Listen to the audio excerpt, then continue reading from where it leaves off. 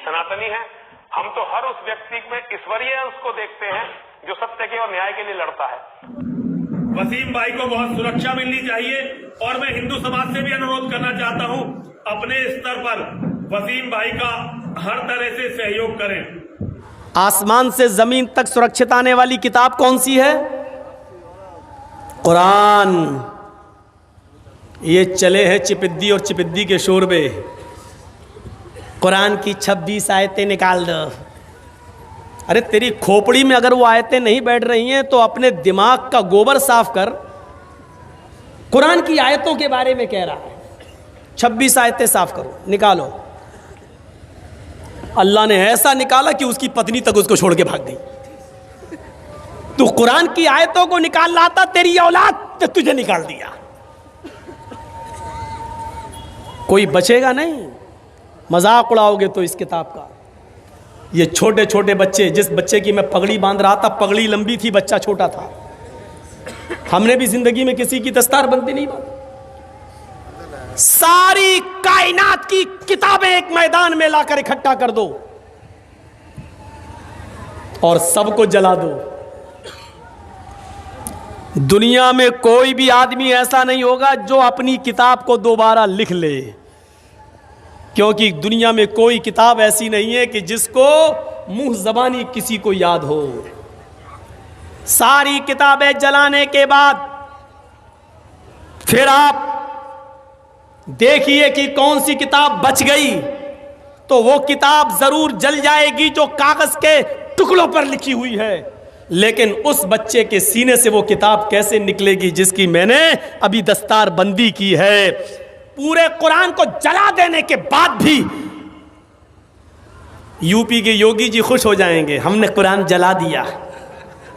मोदी जी खुश हो जाएंगे कि हमने कुरान को मिटा दिया।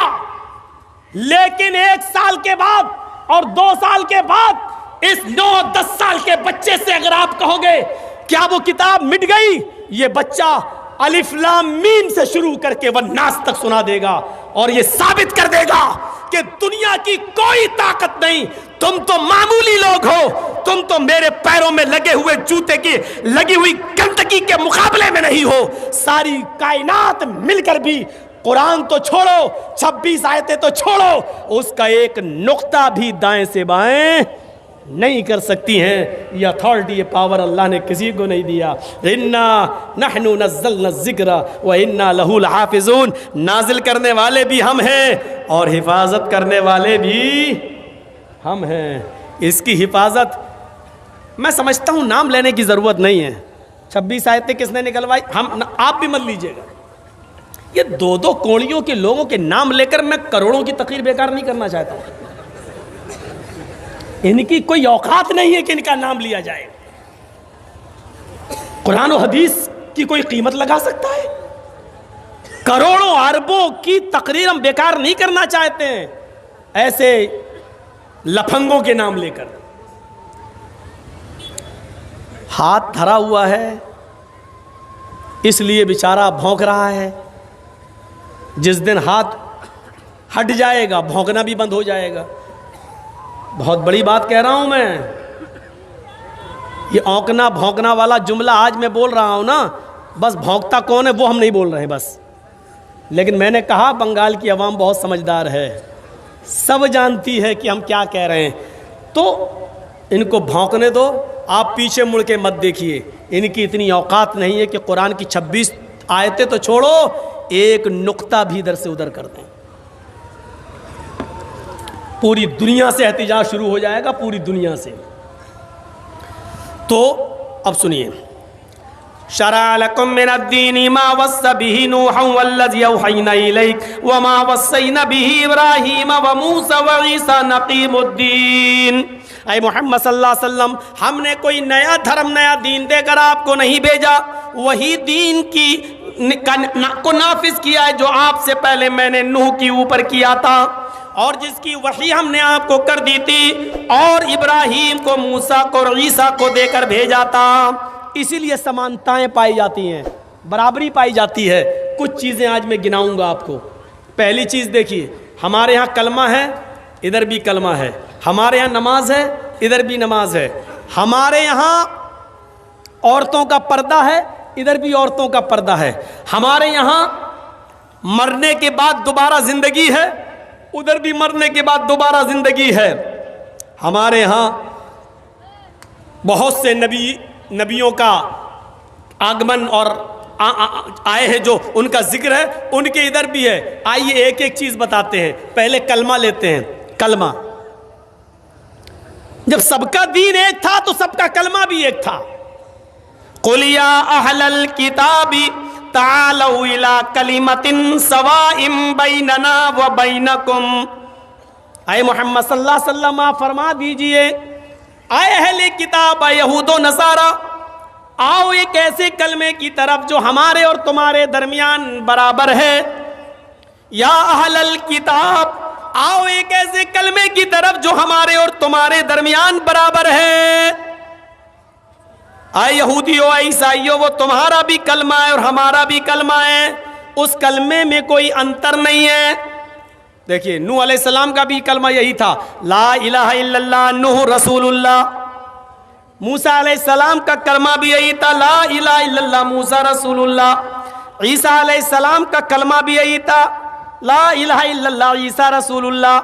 جب محمد رسول اللہ ہے تو ان کا کلمہ بھی یہی تھا, لا الہ الا اللہ محمد رسول اللہ. تو اللہ نے کیا کہا, جب سب کا دھرم دین ایک ہے تو کلمہ کیسے الگ ہو جائے گا.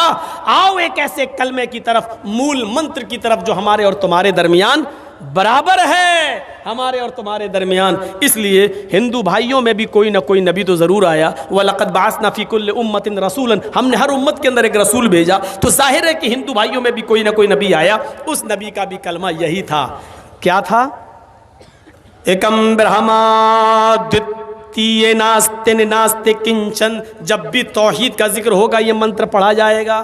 20 سال سے پڑھ رہا ہوں, ختم نہیں ہوگا یہ منتر. جہاں توحید ہوگی وہاں یہ کلمہ یہ منتر پڑھا جائے گا. ایک ہی برہما ہے, اسی کی پوجا کرو. دتیے ناستے, دوسرا کوئی نہیں ہے. نیہ بالکل نہیں ہے, نانا قطعی نہیں ہے, کنچن ذرا سا بھی نہیں ہے. یجروید میں یہ کہا گیا, یچتیو یو پمما نستسما دیوشوری ریشا. جو کچھ بھی مانگنا اس سے مانگو.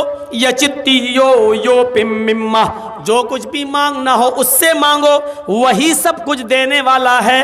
نستسما دیوشوری ریشا, اس کے علاوہ کوئی بھی نہیں ہے جو تمہیں, نستسما دیوشو, اس کے اترکت اس کے علاوہ کوئی بھی دیوی دیوتا ایسا نہیں ہے جو تمہیں کچھ بھی دے سکے. نستسما دیوشو, اس کے علاوہ کوئی بھی دیوی دیوتا ایسا نہیں ہے جو تمہیں کچھ بھی دے سکے. ادعونی استجب لکم, میرے بندو مجھ سے مانگو میں تمہیں دوں گا. ولا تدعو من دون اللہ ما لا ينفعک ولا یضرک, اللہ کو چھوڑ کر تم کسی ایسے کو مت پکارو, اس سے مدد طلب نہ کرو جو تمہیں نہ نفع دے سکتا ہے نہ نقصان پہنچا سکتا ہے. ما لا ينفعک ولا یضرک, جو تمہیں نہ نفع دے سکتا ہے نہ نقصان پہنچا سکتا ہے. فَإِن فَعَلْتَ فَإِنَّكَ إِذًا مِّنَ الظَّالِمِينَ, اگر تم ایسا کرو گے تو ظالموں میں لکھے جاؤ گے. اگر ایسا کرو گے تو ظالموں میں تمہارا شمار ہوگا. اگر ایسا کرو گے تو ظالموں میں تمہارا ٹھکانہ ہوگا. لیجئے, یہ ہو گیا کلمہ جو ایک ہے ہمارے درمیان بھی اور ہمارے بھائیوں کے درمیان بھی. سمانتائیں آج ہمیں آپ کو دکھانا ہے جو ہمارے ہندو بھائیوں میں بھی اور دوسرے دھرم کے اندر بھی, اور اسلام سب کا دھرم ایک ہے. لیکن کجروؤں نے کجروی ملا دی, اصلی میں ڈالڈا ملا دیا گیا. محمد رسول اللہ صلی اللہ علیہ وسلم اسی نقلیت کو اور اسی نقالی کو ختم کرنے کے لیے آئے تھے, نیا دھرم لے کر نہیں آئے تھے. آئیے ذرا نماز دیکھ لیں. کیا ہو گیا بھائی, میں تو بہت آسان اردو بول رہا ہوں, آپ تو سمجھ رہے ہوں گے, پھر بھاگ کیوں رہے؟ ہم سمجھ رہا ہوں بوڑھے لوگ. چاچا کہاں جا رہے ہو؟ اب بتائیے, بیچارے جا رہے ہیں, چاچی تو سو گئی ہوں گی, اب کیا کریں گے وہاں جا کے؟